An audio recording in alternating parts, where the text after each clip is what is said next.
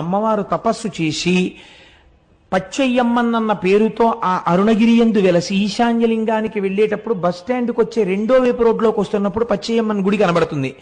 అక్కడ అమ్మవారు లక్ష్మీదేవితో సరస్వతీదేవితో ఇంద్రాణితో ఇతరులతో కలిసి ప్రదక్షిణం చేస్తున్నప్పుడు పశ్చిమ దిక్కుకి వచ్చేసరికి పరమశివుడు తన వామార్ధ భాగములోనికి అమ్మవారిని సుబ్రహ్మణ్యుడికి పాలివ్వడం కూడా మాని నా కోసమని వచ్చిన దానివి కాబట్టి నిన్ను అపితకుచాంబ అని పిలుస్తున్నాను అని ఆ పేరుతో అమ్మవారిని తన శరీరార్థ భాగమునందు స్వీకరించాడు.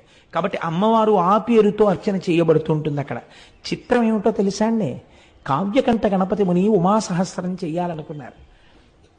ఉమాసహస్ర రచనకి ముందు ఆయన మొట్టమొదట అరుణాచల ప్రవేశం జరగగానే ఆయనతో వచ్చినటువంటి తమ్ముడు ఒకడున్నాడు. వాడు అన్నయ్యని పట్టుకుని పీకు తినేశాడు. రే అన్నయ్య ఆకలేసేస్తోంది, అన్నయ్య ఆకలేసేస్తోంది అని. ఆ రోజు ఏకాదశి తిథి. ఆయన అమ్మవారి గుడికి వెళ్ళారు. కావ్యకంఠ గణపతి ముని అపీతకుచాంబ అమ్మవారి మూర్తి ముందు నిలబడగానే అమ్మవారికి అలంకారం చేయబడినటువంటి పూలన్నీ జల జల జల జల కిందకి రాలిపోయాయి. అమ్మవారి అనుగ్రహం ఏదో నాకు కలిగింది, ఇక్కడే నేను ఏదో మహత్తరమైనటువంటి విషయం నా చేత అమ్మ చేయించబోతోంది అని గణపతి ముని అనుకున్నారు. అప్పటికి వారికి తెలియదు ఏం చెయ్యబోతున్నారు. ఆ తరువాతనే వారు అరుణాచలం గుడిని దర్శనం చేసుకుని బయటికి వెడితే చీకటి పడిపోయింది. అప్పుడు గణపతి నవరాత్రులు జరుగుతున్నాయి. ఏకాదశి తిథి. ఆయన బ్రాహ్మణ వీధిలోకి వెళ్ళి, అమ్మా తమ్ముడు ఆకలితో ఉన్నాడు, ఏ ఇంటిలోనైనా ఇంత అన్నం పెట్టండి అమ్మా ఆకలిస్తోందని అడిగితే ఏ ఇంటిలోనూ అన్నం లేదు. ఆఖరికి పోని సద్దన్నం ఉన్నా పెట్టండి అమ్మా అని అడిగారు. ఆయన సద్దన్నం కూడా లేదు అన్నారు. ఇదేమిటి ఇలా తయారైంది అనుకుంటూ ఆయన బాధతో నడుస్తున్నారు, ఏదో శ్లోకం పైకి చదువుకుంటూ. అరుగు మీద పడుకున్నటువంటి ఒక వృద్ధ బ్రాహ్మణుడు లేచి, ఆగు, మా ఆవిడికి ఒక విచిత్రమైన అలవాటు ఉంది. అందరూ ఏకాదశి నాడు ఉపవాసం చేసి ద్వాదశి నాడు పారణ చేస్తే మా ఆవిడ ఏకాదశి నాడు రాత్రి బ్రాహ్మణులకు భోజనం పెట్టుకుని తింటుంది. కాబట్టి బ్రాహ్మణులు దొరక్క చూస్తున్నాను, రా మా ఆవిడ నీకు భోజనం పెడుతుందని లోపలికి తీసుకెళ్లారు. తీసుకెడితే వారు తడిబట్ట కట్టుకుని బట్ట పిండుకుని తడిబట్ట కట్టుకుని మడిబట్ట కోసం లోపలికి వచ్చేటప్పటికి ముగ్గులు వేసి తులసి చెట్టు దగ్గర దీపాలు వెలిగించి ఒక తల్లి మెరిసిపోతూ విజయవాడ కనకదుర్గమ్మలా ఇంత బొట్టు పెట్టుకుని ఎర్రటి చేతులతో షడ్రసోపేతమైన భోజనం పెడితే ఏకాదశని కూడా చూడకుండా ఆ తల్లి యొక్క ఆ వ్రతానికి నేను ఉపయోగపడ్డాను అంతే చాలని మహానుభావుడు కావ్యకంఠ గణపతి ముని తమ్ముడు కడుపు నిండా తిన్న తర్వాత ఆవిడ ఇద్దరికీ తాంబూలం ఇచ్చి, ఇంత రాత్రి ఎక్కడికి పోతారో అరుగు మీద పడుకోండి అంది. ఇద్దరు అరుగు మీద పడుకొని నిద్రపోతే సుష్టుగా భోజనం చేశారేమో గాఢ నిద్ర పట్టింది. మరునాడు తెల్లవారిపోతుండగా తెలివచ్చింది. ఇద్దరూ నిద్ర లేచి ఇద్దరికీ ఒక్కసారి జ్ఞాపకం వచ్చింది, రాత్రి మహాతల్లి అన్నం పెట్టిందని. ఒక్కసారి అమ్మకి నమస్కారం చేసుకుని వెడదామని చూశారు. వాళ్ళిద్దరూ పడుకున్నది ఒక వినాయకుడి గుడి అరుగు మీద ఉన్నారు. ఇదేమిటి వినాయకుడి గుడి అరుగు మీద ఉన్నామేమిటి? మనం రాత్రి అన్నం తిన్నాం కదా, మనకి పెట్టినట్టు గుర్తు తాంబూలాలు కూడా పక్కనున్నాయి కదా, వినాయకుడి గుడి మీద ఉన్న గుడి అరుగుల మీద ఉన్నామేమిటని ఇద్దరు తెల్లబోయారు. అమ్మవారు అనుగ్రహించింది. చిత్రం ఏమిటో తెలుసా అండి? అరుణాచలేశ్వరుడు కావ్యకంఠ గణపతి ముని కన్నీటితో కవిత్వం రాయించాలనుకున్నాడు. మామూలుగా కూర్చుని కవనం అంటే రాసేస్తాడు. అసలు కావ్యకంఠ గణపతి ముని యందు విపరీతమైన ఆర్తి పుట్టించి కని విని ఎరుగని కవిత్వాన్ని సృష్టించాలనుకున్నాడు. తినడానికి తిండి దొరకలేదు ఇంత గొప్ప బ్రాహ్మణుడికి. కావ్యకంఠ గణపతి ముని అంటే ఎటువంటి వారో తెలుసా అండి? ఆయన ఒక వేద పాఠశాలలో పనిచేస్తుంటే 10 రోజులలో తమిళం నేర్చుకుని తమిళం మాట్లాడితే మీకు ఉద్యోగం ఇస్తామన్నారు. ఆయన అన్నారు 15 రోజులు టైం ఇచ్చారు. 15 రోజులు అక్కర్లేదు, 10 రోజులలో తమిళంలో మాట్లాడతాను, తమిళంలో రాస్తాను, తమిళంలో చెప్తాను అన్నారు.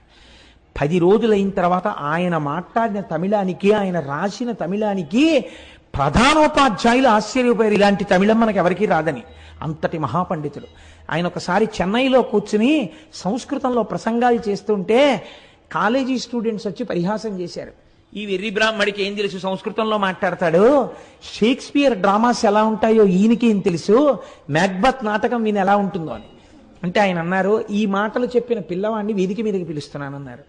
వచ్చి కూర్చో, మ్యాక్బత్ నాటకం చాలా గొప్పదంటున్నావు కదా, షేక్స్పియర్ ఎంత అందమైన ఇంగ్లీష్లో చెప్పాడని నువ్వు అనుకుంటున్నావో ఆ పొయిట్రీ నువ్వు చదువు. ఈయనకి వచ్చా అంత ఇంగ్లీషు, నువ్వు చదువు. అంతకన్నా అందమైన సంస్కృతంలో అది మాట్లాడుతున్నప్పుడు వినేవాళ్ళకి అర్థం కాకపోయినా ఎంత అందంగా ఉంటుందని నువ్వు అంటున్నావో అంతకన్నా అందంగా నేను అదే భావాన్ని సంస్కృతంలో మ్యాక్బత్ నాటకాన్ని చెప్తానన్నారు. తెల్లబోయారు వాళ్ళు, ఎలా చెప్తారు ఈయన అని. ఆ పిల్లవాడు వచ్చి వేదిక మీద కూర్చుని మ్యాక్బత్ నాటకాన్ని ఇంగ్లీష్లో చెప్పాడు. ఇంగ్లీష్లో ఆయన చెప్తుంటే యథాతథంగా అలా వినేసి ఒక చాప్టర్ అయిపోయిన తర్వాత ఆయనకి ఎలా అర్థమయ్యేదో సరస్వతీ కటాక్షం, సంస్కృత భాషలో మ్యాక్బత్ చెప్తుంటే ఆంగ్ల పండితులు కూడా తెల్లబోయారు, అయ్య బాబోయ్ సంస్కృతంలో మ్యాక్బత్ ఇంత అందంగా ఉంటుందా అని. అది కావ్యకంఠ గణపతి అంటే. ఆయన సామాన్యుడు కాడు, సాక్షాత్ వారణాసిలో డుంఠి గణపతి అనుగ్రహం చేత పుట్టినవాడు. వారి చేత అద్భుతమైన కవిత్వం చెప్పించాలనుకున్నారు అరుణాచలేశ్వరుడు. ఎక్కడికి వెళ్ళినా అన్నం పుట్టలేదు. ఆఖరికి ఇళ్లకెళ్ళి వారాలు అడిగారు, పోని వారానికి ఒక్కరోజు మీ ఇంటికి వస్తాం భోజనం పెడతారా అని. వారానికి 4 రోజులు దొరికాయి, అది కూడా రోజు విడిచి రోజు రాత్రిళ్ళు భోజనం దొరకలేదు. తమ్ముడు ఆకలో ఆకలో అని ఏడుపు. అరటిపళ్ళు కొనుక్కోరా అని డబ్బివ్వడానికి కానీ లేదు ఆయన దగ్గరే.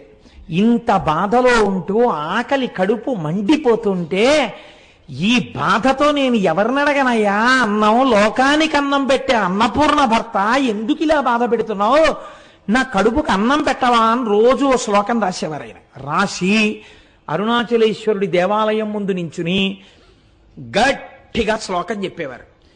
ఆ శ్లోకం ఎంత గొప్పగా ఉంటుందో వినడానికి తిరువన్నామలైలో ఉన్న సంస్కృత పండితులందరూ వచ్చి కూర్చుని వినేవారు. విని అబ్బాయి ఎలా చెప్తున్నాడు రా ఇలాంటి కవిత్వం అనేవారు. చిత్రం ఏమిటో తెలుసా అండి, ఎవ్వరూ ఈ పూట మా ఇంటికి భోజనానికి రమ్మని పిలిచేవారు కాదు, ఉత్తరీయాలు దులుపుకుని వెళ్ళిపోయేవారు. ఈశ్వరాజ్ఞ. వాళ్ళకి అటువంటి మనసు లేక కాదు, అలాంటి మనసు పుట్టకుండా చేశాడు శంకరుడు. అలా తప్పిస్తే తప్ప అటువంటి కవిత్వం రాదని హరస్తుతి అని పేరు పెట్టారు ఆయన. పెట్టి శరన్నవరాత్రులు అయ్యాక మొదలు పెట్టారు. కార్తీక మాసంలో కృత్తికా దీపోత్సవానికి ఒక వారం రోజుల ముందు దాన్ని ఆపారు. చిట్ట చివరి రోజున ఆయన అన్నారు, ఈశ్వర రేపటి రోజున ఇన్నాళ్లుగా నేను చెప్పిన కవిత్వపు ఆఖరి శ్లోకంతో నీకు చెప్తాను.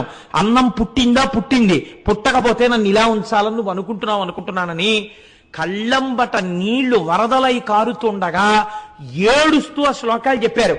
అవి వినడానికి భగవాన్ రమణులు కూడా ఆ రోజు దేవాలయానికి వచ్చి కూర్చుని విన్నారు.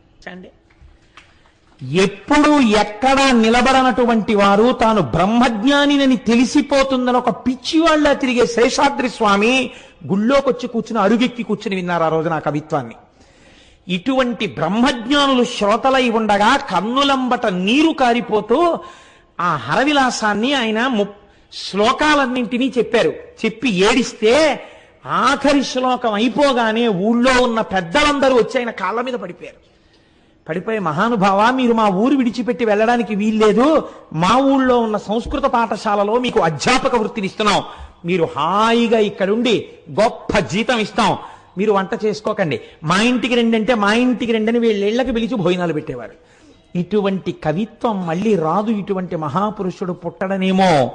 ఈశ్వరుడు అక్కడ అరుణాచలేశ్వరుడు ఆయన చేత ఇది రచింపచేశాడు.